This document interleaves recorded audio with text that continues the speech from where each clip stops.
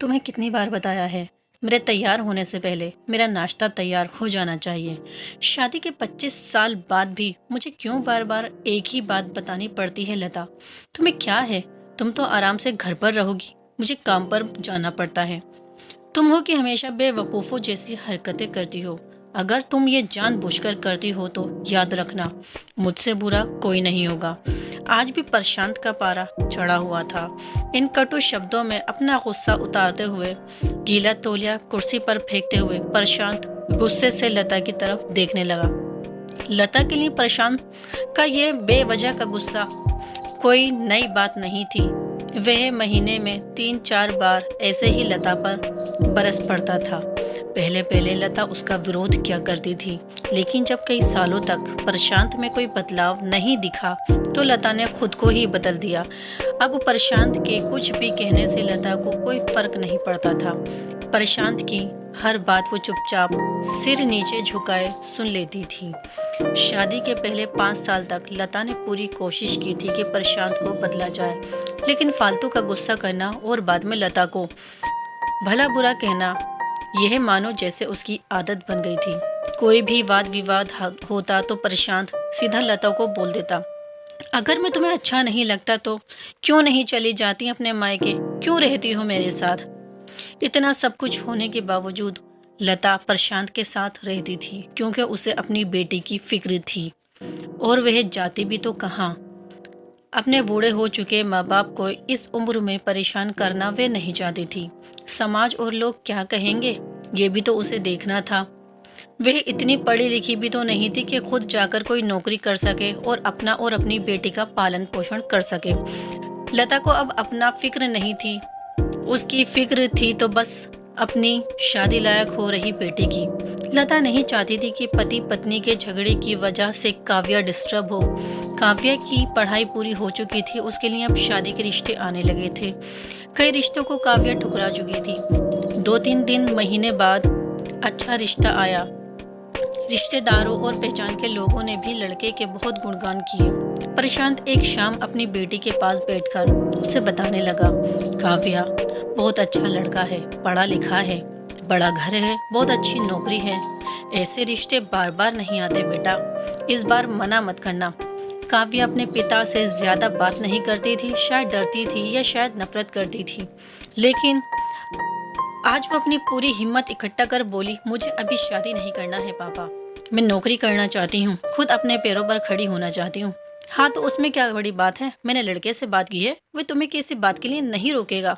तुम शादी के बाद भी नौकरी कर सकती हो, वह तुम्हें नौकरी के लिए परमिशन दे देगा। प्रशांत बोला, मेरा नौकरी करना या ना करना उसकी परमिशन पर क्यों डिपेंड होगा पापा? काव्या ने पूछा। मैं कह रहा हूँ ना, तुम्हें किसी भी चीज़ की कमी नहीं होगी वहाँ। ऐसे रिश्ते बार बार नहीं आते, इसे ठुकरा मत, बहुत खुश रहोगी तुम वहाँ। प्रशांत बोला, पापा क्यों, मैं उतनी ही खुश रहूंगी जितनी मम्मी इस घर में खुश है। काव्या ने तंज कसते हुए कहा, आज तुम्हारी जबान कुछ ज्यादा नहीं चल रही?